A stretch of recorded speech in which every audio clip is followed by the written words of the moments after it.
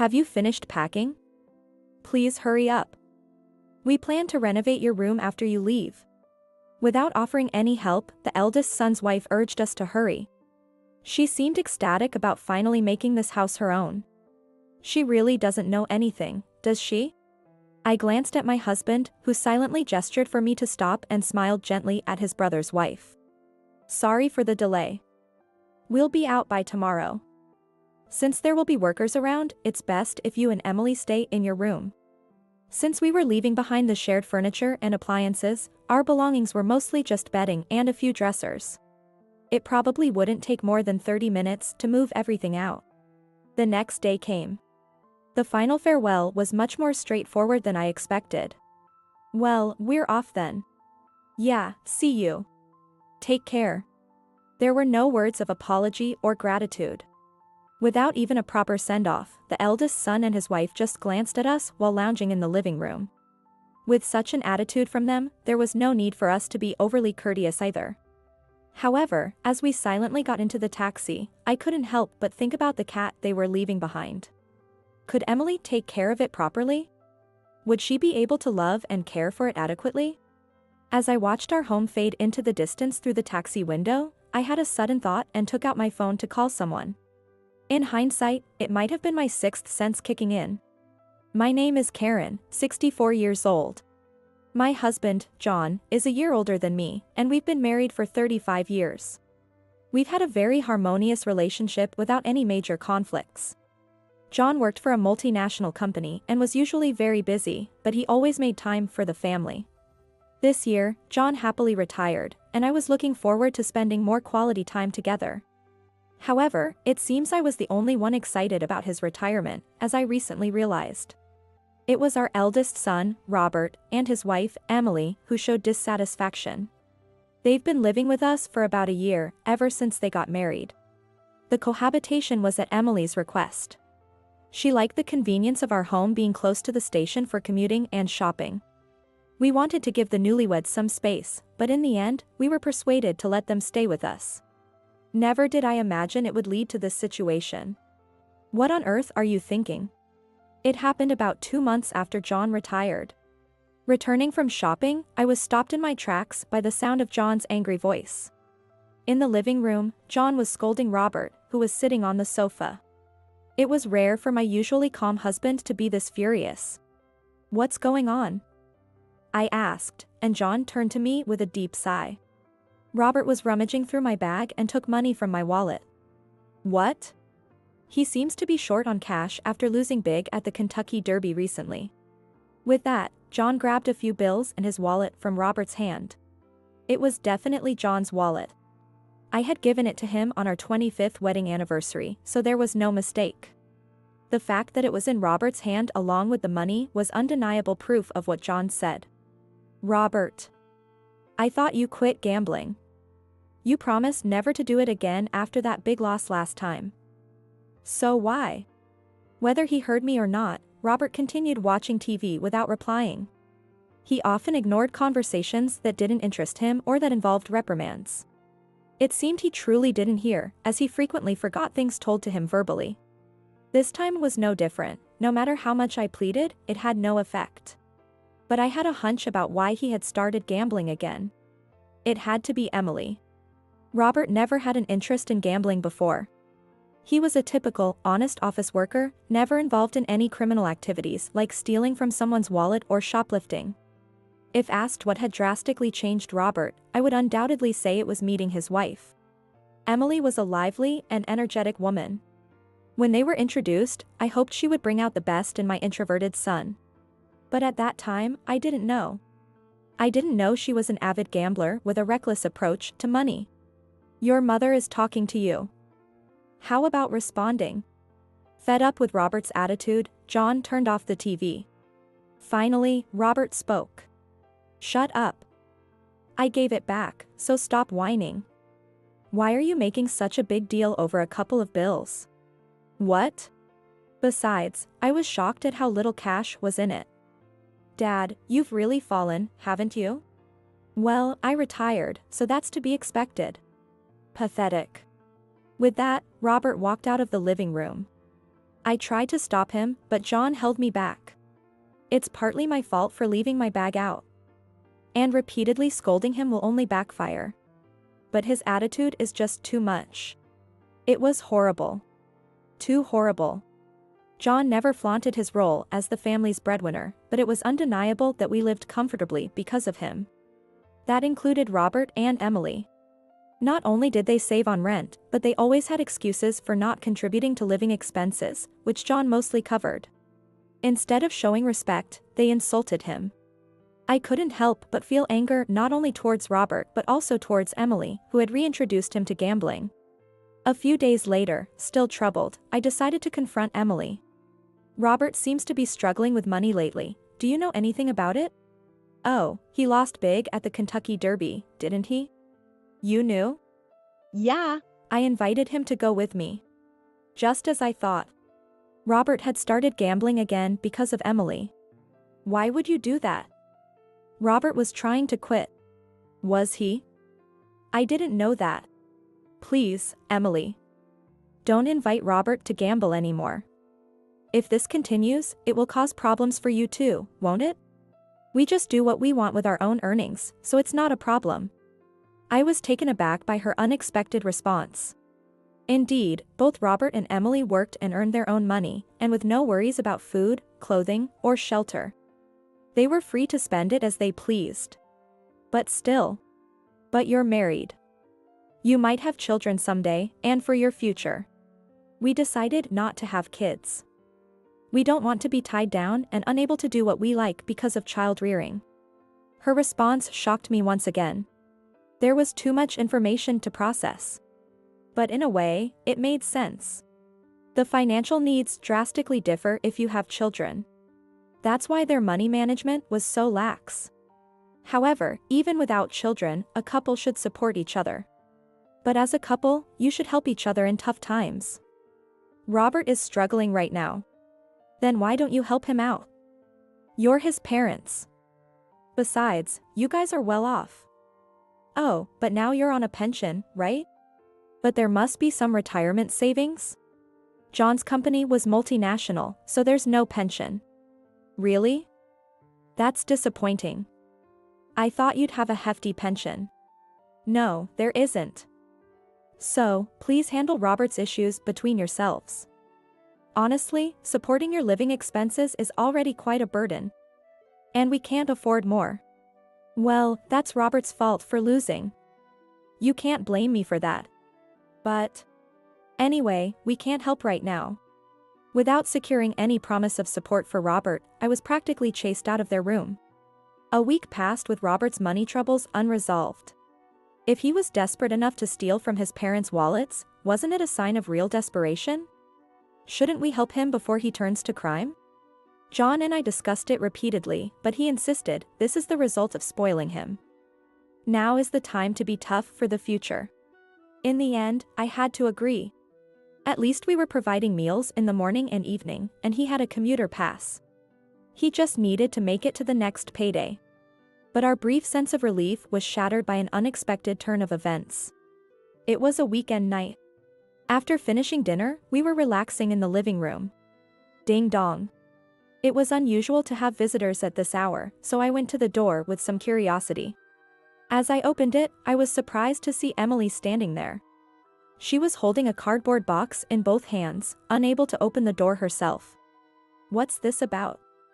What's in the box? I took the box from her, and the rustling sound made me gasp. As I opened the box, I saw a pair of eyes staring back at me. It was a cat. Isn't it cute? I found it abandoned on my way home. Emily looked pleased with herself, but I quickly remembered the gravity of the situation and called out to the living room. John. Go to the bedroom and close the door immediately. I closed the box and handed it back to Emily. Emily, I'm sorry, but we can't keep a cat here. What? Why not? I explained to Emily that John had a severe cat allergy. Exposure to cat saliva caused skin inflammation, and inhaling fur or dander triggered asthma-like attacks. Once, when Robert visited a friend with a cat and came back covered in fur, John had an attack and had to be taken to the hospital. I reminded her that this allergy had been one of the conditions we discussed when she moved in. So you're saying I should take it back out there? In this cold? It will die. I was at a loss for words at Emily's remark. I don't dislike cats. So, telling her to put the cat back out in the cold was something I couldn't bring myself to say. But I couldn't risk John's health either. All right. The cat can stay in your room for one night. But just one night.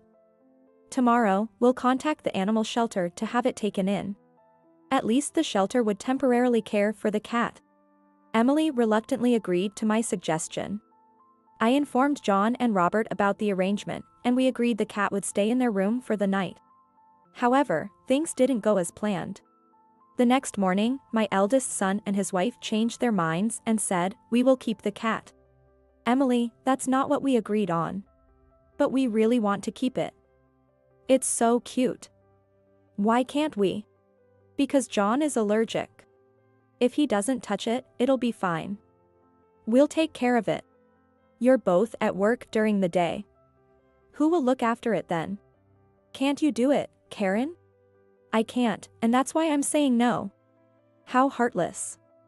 I didn't know you were so cold. You can't even help a tiny, cute cat. Do you know that shelters often end up euthanizing animals? You're just looking out for yourselves, ignoring any sacrifice needed. Do you know what people call folks like you? Old nuisances. What? We don't need old nuisances. If we can't keep the cat, you should leave immediately. Before I could argue, Robert continued. It's a good time for you to consider moving to a retirement home. You're old enough, and we have no intention of taking care of you. Besides, you're not earning anymore. That's enough, you two. All right. John, who had been silently listening, suddenly interrupted me. He wore a mask and gloves since the previous night's incident and kept his distance from Robert and Emily. I felt sorry for making him uncomfortable in his own home. I can't keep a cat because of my allergy. So we'll go along with your suggestion and leave. John. As Robert said, it might be a good time to consider a retirement home. John looked at me. I understood his intention, so I kept quiet. To Robert and Emily, it seemed like we had given up. Their attitude became more triumphant. Don't worry about the house. We'll take good care of it. But keep all the utilities and ownership in your name. It's too much hassle to change. Retirement homes are expensive, but you need to manage that yourselves. We're not helping. Their relief and joy at our compliance were clear. This must be their true nature. Maybe Emily had planned this outcome all along by bringing the cat. We were fooled by her scheme. Over the next week, I prepared for the move, taking care of John. Robert and Emily continued to make snide remarks, but they kept the cat in their room. Realizing it would be problematic if John fell ill before we left. Have you finished packing? Please hurry up. We're planning to renovate your room after you leave. Without offering any help, Emily urged us to hurry. She seemed ecstatic about finally making this house her own. She really doesn't know anything.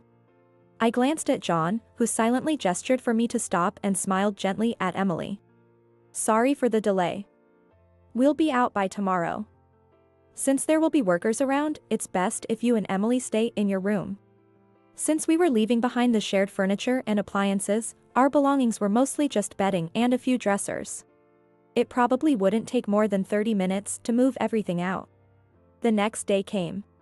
The final farewell was much more straightforward than I expected. Well, we're off then. Yeah, see you. Take care. There were no words of apology or gratitude. Without even a proper send-off, Robert and Emily just glanced at us while lounging in the living room. With such an attitude from them, there was no need for us to be overly courteous either.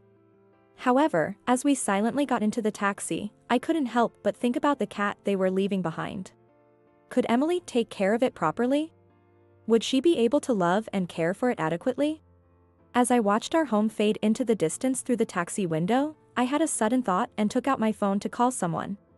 In hindsight, it might have been my sixth sense kicking in. Adjusting to life after the move was a bit unsettling, but it was mostly comfortable. After all, with 2 fewer housemates. Everything, from cooking to laundry, took half the effort, and I no longer had to worry about being considerate. I finally felt like I had regained the freedom I lost before Robert and Emily got married. One night, about a week after living like that, Emily called me. With John's approval, I answered the call. Emily's panicked voice blared through the receiver. "Karen. What's going on?" The power and gas in the house seemed to be off. It seemed she had just returned home. She was so flustered that she inadvertently switched to a video call. All I could see was the beam of a flashlight moving around in a dark room, unable to make out Emily's expression. "Well, I canceled the services, so it's no wonder they're off." "What? What do you mean canceled? Is this some kind of prank? Are you getting back at us for kicking you out?" "Emily, calm down. Is Robert there with you?" John gently asked, and Emily's tone softened a bit as she replied, "He just got home." Robert, seeing the dark house, was also in a mild panic, but after they calmed down, John revealed the truth. "The house has been sold. The buyer has been found, and the handover date is soon. So, we canceled all the utilities." "A sale? We weren't told about this.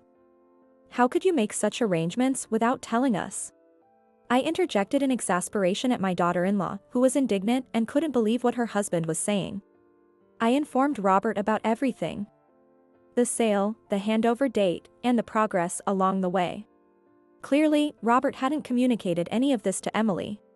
Or perhaps, in his usual manner, he hadn't even remembered hearing it. Given all the meetings with the real estate agents and potential buyers over the past few months, the house had been quite busy. But Robert and Emily were rarely home during the day, so they must have missed it all. They had plenty of chances to notice, but they missed them all. "I assumed you would move out right after us. Haven't you started packing?" I asked innocently. Robert and Emily immediately began arguing. "It's your fault, I didn't know, I was deceived," and so on. Watching them bicker in the dark, illuminated only by a flashlight, was oddly amusing. But once they finished, they directed their anger back at us. "Even so, moving forward without your housemate's consent is too much. I don't remember agreeing to this." "Oh. But I did get a response from you. I asked if it was okay to sell the house, and you said, yeah, sure." In reality, it was a half-hearted response from Robert while he was watching TV, but it was still an answer. It's his fault for not paying attention. When I pointed this out, Robert was momentarily speechless, then shouted defiantly. "Fine. What should we do now?" "What do you mean, what should we do? Where are we supposed to live now? You must have arranged something for us, right?" John replied in a puzzled tone, "Why?" My eldest son froze and said, "Ha," in response. "You kicked us out. Why would we arrange a place for you?" "Well, because even if we hadn't kicked you out, you were planning to leave anyway, right? So, we're not to blame.